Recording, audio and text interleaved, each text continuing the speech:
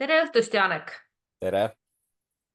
Noh, ilmad on pimedaks läinud ja külmaks läinud, lund sajab või lörtsi või mis meil siin väljas on ja me sinuga oleme siis ka nüüd tuppa kolinud ja teeme oma selliseid vestluseid õhtuhämarikus. No täpselt. Millest me siis täna räägime? No räägime ikka sellest, et mis linnas toimub ja muidugi, mis on veel tähtsam kui linna raha otstarbekas kulutamine. Aga ma võib-olla alustaks sellest, et ma lugesin sinu Facebooki postitusest ja ma usun, et väga paljud meie tegelikult kuulajad samamoodi lugesid seda postitust, et sa oled andnud Kohtla-Järvele täiesti uue pealinna tiitli ja selleks on siis projektijuhtide pealinn, mis enesest kõlab ju päris hästi. Aga mida sina selle all mõtlesid ja miks selline mõte sul tuli? No meil tänane linnavalitsus ja muud toredad munitsipaalettevõtted on hakanud siin eriti just oktoobri lõpus väga aktiivselt endale koalitsioonipoliitikuid tööle palkama projektipõhiselt. Ja neid töötuid koalitsioonipoliitikuid tundub, et on meil volikogus veel, nii et ega siin ei ole välistatud, et varsti veel keegi kuhugile mingit projekti vedama läheb. Et sellest selline väike iroonia, aga tegelikult on asi väga tõsine minu arust. Ja eriti see üks leping ehk siis käsundusleping, mis sai ühe väga tuntud ja pikaajalise koalitsioonipoliitikuga meil sõlmitud, kes siis peaks hakkama projektipõhiselt siis meie koolivõrgu korrastamisega tegelema. Kui sa edasi räägid, ma korraks igaks juhuks kõik inimesed, kes ei puutu igapäevaselt lepingutega kokku, võib-olla ei pruugi teada, mis asi on käsundusleping. Et võib-olla sa paari sõnaga ütled ka, mis on käsundusleping ja mis ta erinevus on töölepingust ja mis puhul käsundusleping sõlmitakse üldse? No, käsundusleping on võlaõiguslik leping, ehk siis teenuse osutamiseks ta sõlmitakse, et käsundi andja ehk siis praegusel meie vestluse kontekstis siis linnavalitsus annab siis mingid konkreetsed ülesanded sellele käsundi saajale ehk siis sellele, kes võeti selle käsunduslepinguga seda asja tegema.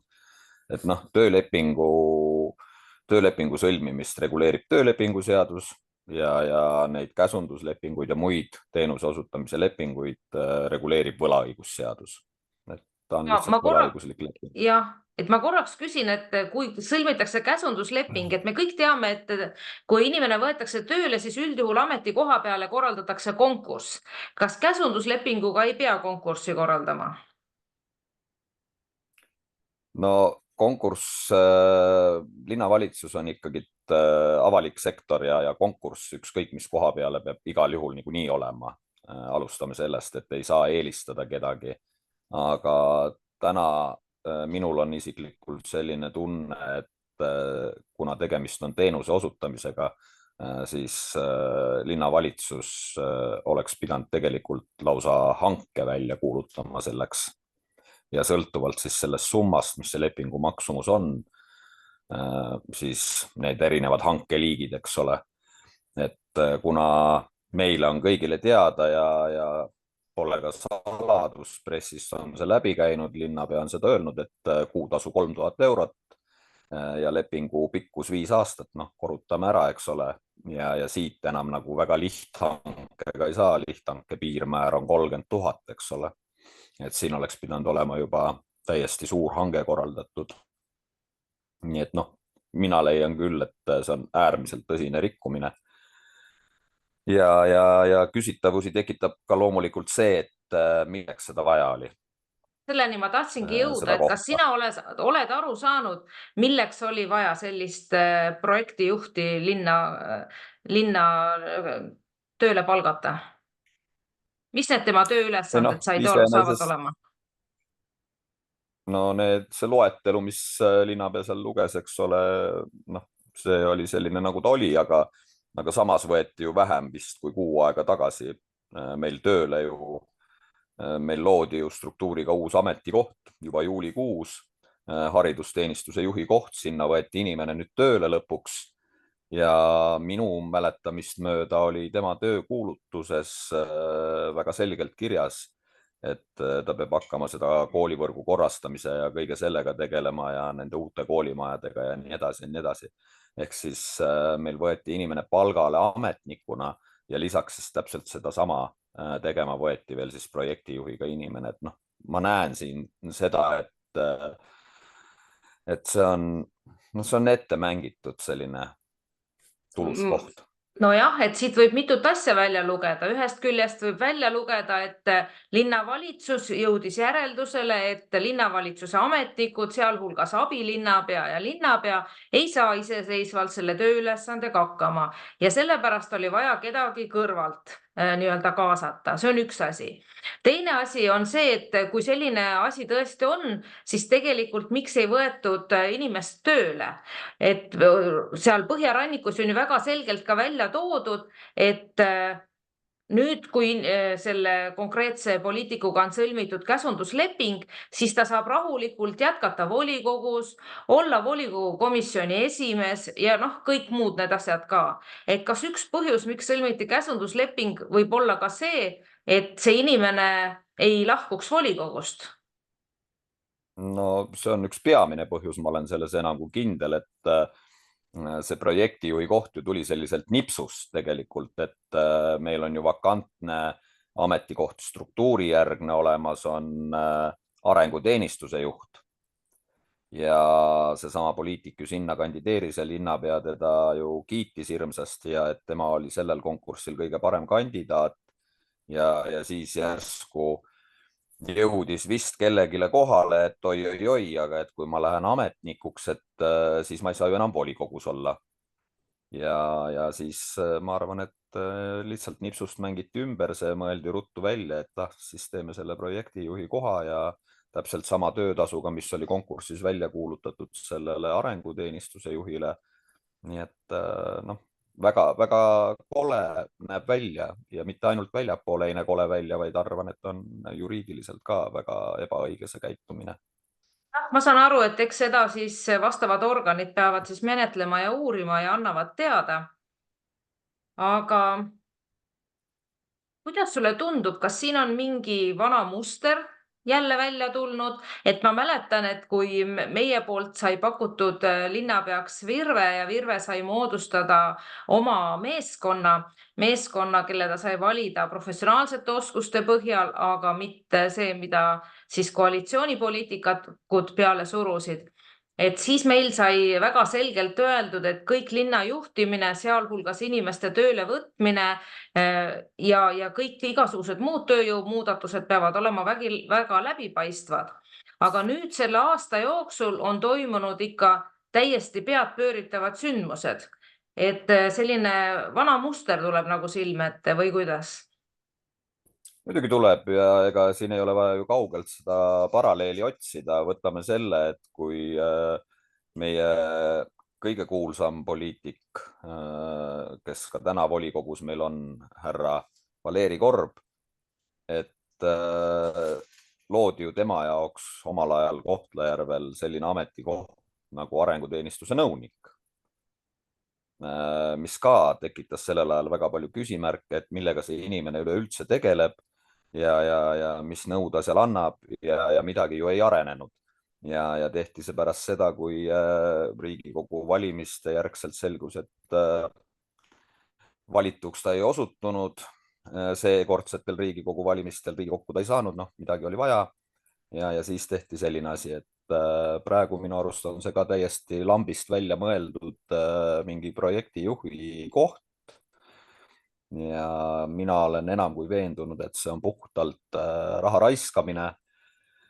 Tean ka seda, et lepingu tingimustes on kirjas see, et kui üks pool ütleb lepingu üles, siis on 3 kuu nii-öelda leppetrahv, ehk siis põhimõtteliselt, kui järgmine aasta peale valimisi tuleb uus linnavalitsus. Kunagi ei tea, eks ole, kuidas valimised lähevad. Ja nemad leiavad, et neil seda projektijuhti vaja ei ole ja lõpetavad selle lepingu ära. See tähendab seda, et nad peavad 9 000 eurot maksma. et noh, väga hästi kindlustatud endale selline väga sobilik lepingu tingimus sinna veel sisse, teades seda, et linnavalitsus ja koalitsioonipoliitikud omavahel väga tihedalt seotud on, eks ole. Elu sees ma ei usu seda, et selle lepingupunktide koostamisel või arutelul ei osalenud see üks lepingupool ise, kelle kasuks siis selline mõnus soodne punkt tehti, nii et äärmiselt kurb, et sotsiaaldemokraadid on meile tagasi toonud kõik selle, mille nimel tegelikult meie oleme võidelnud ja olgem ausad, 21. aastal, kui sotsiaaldemokraadid läksid valimistele, siis täpselt samad asjad olid ka neil, nad rääkisid sellest kogu aeg ja oli selline ühine eesmärk kõik see ära lõpetada, aga täna nad ise soodustavad seda, on kõik selle osa ja neile tundub endale see kõik meeldivat, et Janek, aga ma siin kõik on korraks, tagasi tulnud. et ma korraks küsiksin, ma vahepeal ütlen, et see on meie ka sinu arvamus ja meil igalühel on teatavasti sõnavabadus ja õigus arvata ja kui kellelegi koalitsioonipoliitikutest, kes meid kuulavad, midagi ei meeldi, siis neil on võimalik oma vastulause öelda. Aga ma tahtsin sinu käest küsida, et aga ega siis see konkreetne ametikoht ei ole ainuke. Alles hiljuti me kuulsime, et üks koalitsioonipoliitik sai OSK-s töökoha, lisaks biopuhastuses nõukogusse. Vaatame, kes on haigla nõukogus. Et ma saan aru, et peaaegu üle poolte koalitsioonipoliitikutest on nii-öelda väga sellised soojad ametikohad saadud.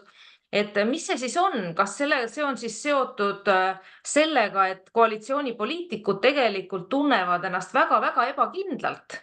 Nad võitlevad, noh, kui nii võib öelda viisakalt, iga hääle pärast ja siis toimubki selline meeleheitlik, kuidas sa seda nimetaksid, ametikohtade täitmine. noh, On see ebakindlus?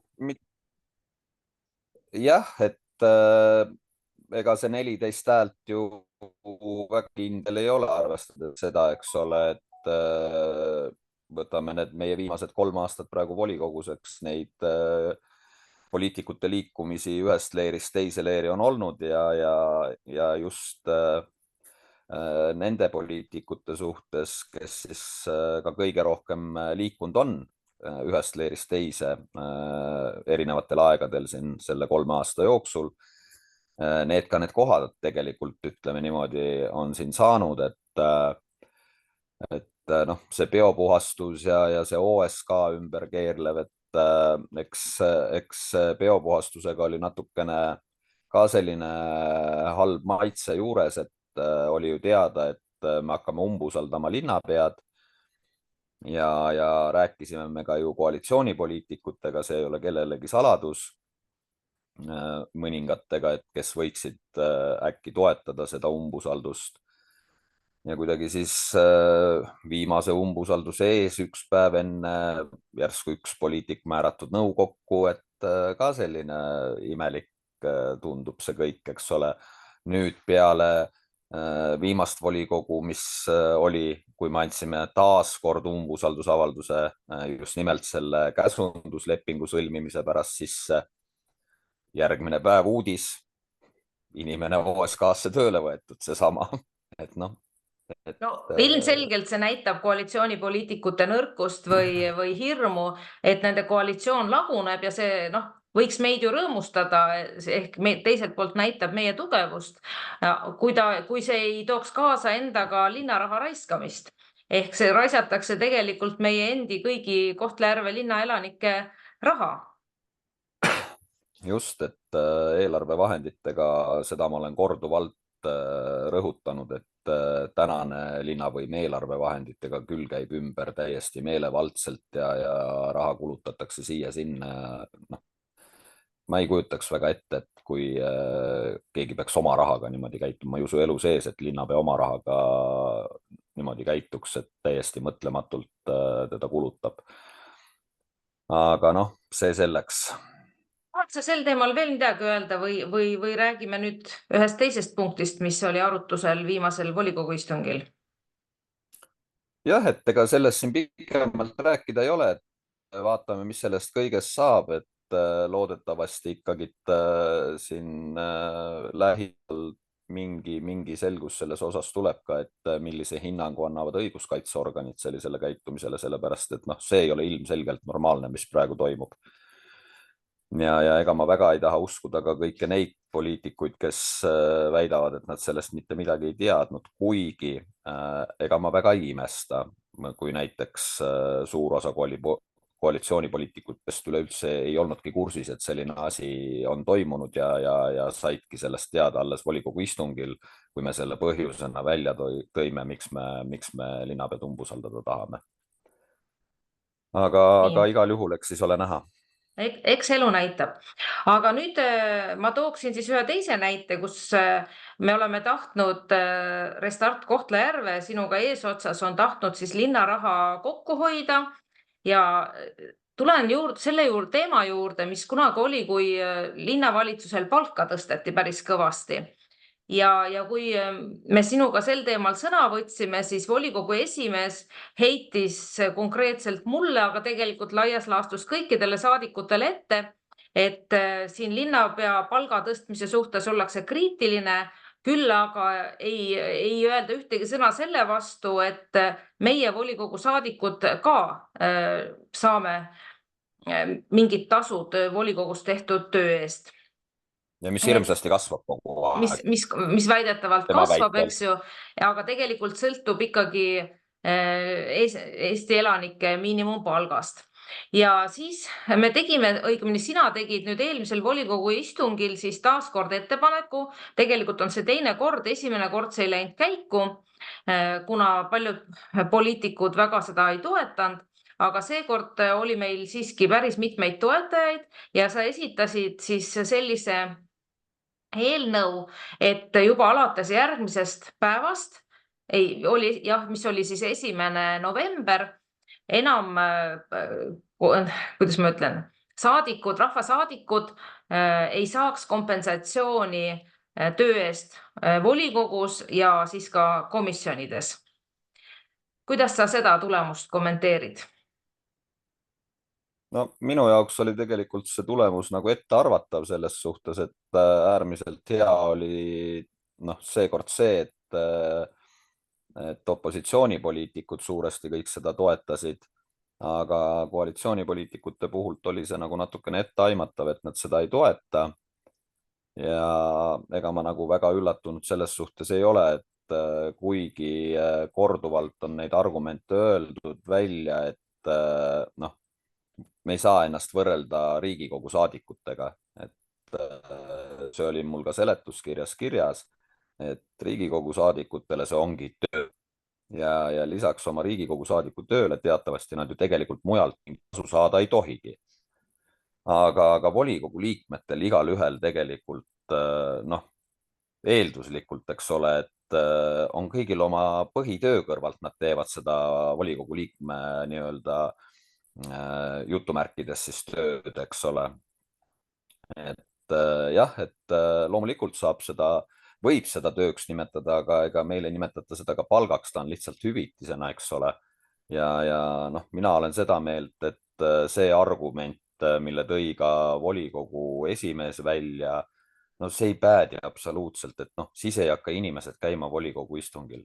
No tule taevas appi, milleks sa järelikult siis need inimesed, kes täna on koalitsioonis, nad annavad selgelt praegu signaali oma valijatele, et kandideerivad nad tegelikult ainult sellepärast, et saada see 300 kuni siis sõltuvalt sellest, kas sa oled komisjoni esimees või ei ole, 300 kuni siis 500 eurot, eks ole, netona oma pangakontole. See on selge sõnum praegu, et siin peaksid kõik valijad hoidma nagu silmad lahti ja kõrvad ka ja kuulma, mida keegi poliitikutest räägib, et konkreetselt, et siis ei hakka keegi käima volikogu istungil. No ärge kandideerige siis ja kui kandideerite, siis nüüd on teada, miks. ja Janek, mina tahtsin ka öelda, et tegelikult see oleks suurepärane, kui ikkagi oleks selline võimalus, et selle volikogus tehtava töö eest, mina nimetaks seda tööks, sest ma tahan öelda, et kui ma ikkagi olin komisjoni esimees ja ka komisjoni liikmena, tegelikult on päris palju täiendavaid ülesandeid ka volikogu liikmena, ehk need, kes ikkagi midagi teevad, nendele see on täiendav töö. Aga ma arvan ka, et seda ei peaks hüvitama. See ongi panus ühiskonda ja tegelikult minu meelest ma tahaks väga hea meelega seda, et selle eest raha ei makstaks ja siis vaataks, kes kandideerivad valimistel, et kui volikogu esimees ütles välja sellise mõtte, et kui inimesed kandideerivad kohalikesse volikogusse, siis neil on õigustatud ootus või eeldus, et nad saavad selle eest mingit hüvitist ja et noh, kõik ju teavad seda, siis ma küll pean ütlema, võib-olla see on minu rumalus, naiivsus või harimatus, aga mina päriselt ei teadnud et selle eest makstakse, vaid mina arvasin, et see on panus ühiskonda, ma lähen midagi, et muuta, midagi paremaks teha, sest ma sain aru, et mul on töökoht ja mul ei pea maksma selle eest, et ma seda enam, et veel need komisjonid toimuvad tööajal. Et seda enam minu meelest ei tohiks selle eest veel eraldi hüvitist maksta ja tegelikult võiksid need komisjonid töötada ka väljaspool tööaega. Aga see selleks. Ehk siis tegelikult see oleks väga hea lakmuspaber, et kui ikkagi palk või hüvitist ei makstaks ja siis võib-olla tõesti need, kes tulevad lihtsalt istuma volikogusse ja ei tahagi mitte midagi teha, vaid ootavadki, et neile langeks sülle kord kuus mingisugune summa, et võib-olla need siis ei kandideerikski ja võib-olla siis kandideeriksidki hoopis need inimesed, kes päriselt tahavad linna heaks midagi ära teha. Nii et mul on ka tegelikult siiralt kahju, et see eelnõu läbi ei läinud. Nii et aga jah, nii ta oli. Jah, Mare, tundes sind, siis ma tean, et sa oled selline optimist ja sa usud alati sellesse paremasse ja kõike, aga kui oletada ka seda, et tänane volikogu koosseis oleks ära otsustanud selle, et see määrus hakkab kehtima siis peale järgmisi kohalikke valimisi. Ehk siis andnud signaali, et peale järgmisi kohalikke valimisi saadikud enam seda hüvitist ei saa. No aga sa saad ju väga hästi aru, et tuleb see järgmine koosseis ja muudab selle määruse ju täpselt samamoodi ära, kui selleks on soodne pinnas, seal mingi teatud enamus, eks ole. Et noh, ma ei usu, et kuidagi see nüüd kandideerimist küll takistaks, aga ei, noh, mõttekäik on sul selles suhtes õige, et võib-olla mõni jätakski kandideerimata, kuigi ma sügavalt kahtlen. Sest et alati saab muuta. Jah, no ma ütlen, et mul on igasugused mõtted peas käinud, eriti sel juhul, et väga paljud volikogu saadikud tõepoolest ei võta kordagi sõna.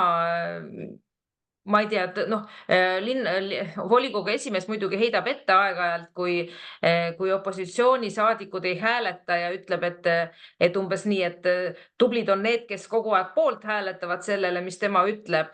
Mina ikkagi arvan, et nii hääletamine kui hääletamata jätmine on töö, aga palju tähtsam on see, kui palju esitatakse, kas siis mingisuguseid eelnõusid, võetakse sõna, esitatakse küsimusi, aga muidugi sisulisi. Et olen ka mõelnud seda, et see töötasu või see hüvitis võiks sõltuda sellest, kui palju keegi päriselt nagu tööd teeb, aga noh, siis ma olen mõelnud, et siis tuleb selliseid mõttetuid sõnavõtte ilmselt nii palju lihtsalt sellepärast, et midagi öelda, et see ilmselt ka ei tasu ära, et ilmselt ei olegi head lahendust, et eks iga tegelikult valija teab, kelle eest ta oma hääle andis, mida ta sinna volikogusse oma saadiku tegema saatis. Väga hea, et praegu on ülekanded, kuigi minu meelest see heli kvaliteet on ikkagi kehvavõitu, aeg-ajalt vähemalt.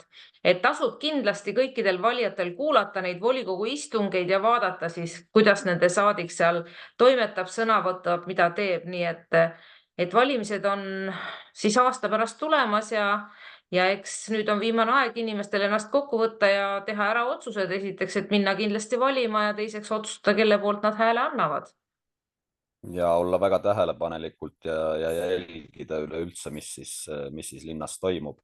Aga selle teema jätkuks võib-olla korra veel ütlen seda, et on kõlanud ka argument, kui on ette heidetud seda, et noh, valdavalt ikkagi üle poole tegelikult istubki 3 aastat, pole mitte ainsatki sõna öelnud. Aga aga see argument on see, et töö käib komisjonides. Aga selle 3 aasta jooksul, Mare, meil on olnud võimalus tänu nendele erinevatele tuultele olla ju erinevates komisjonides ja näha enamikes komisjonides, kuidas need inimesed seal komisjonides räägivad ka täpselt samad inimesed, kes volikogu saalis. Nad ei räägi komisjonidest ja ei küsi mitte midagi. Nii et mingid tööd komisjonides selles suhtes ei käi. Aga see selleks. Jah, et aga oli ka veel üks eelnõu ju, mille ma esitin, oli väiksemate linnaosadele see keskkütte hinna siis hüvitamine, selle hinna vahe tähendab, et kuna need väiksemad linnaosad meil kordades suuremat seda küttehinda maksavad, et arved on väga suured neil kütteperioodil ja see vana määrus ju, mis reguleeris seda hüvitamist, sai tühistatud, sellepärast et see oli ajale nii jalgu jäänud, oli 13. aastast ja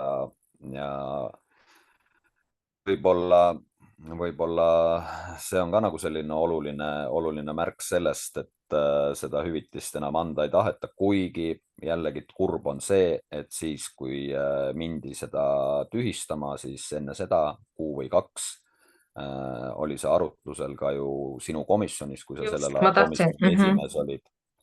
Ja seal nagu ikkagi anti inimestele selge sõnum, et me vana tühistame, sest see ei tööta, ajale jalgu jäänud, aga me teeme uue korra ja me jätkame seda toetust, selle vahe hüvitamist.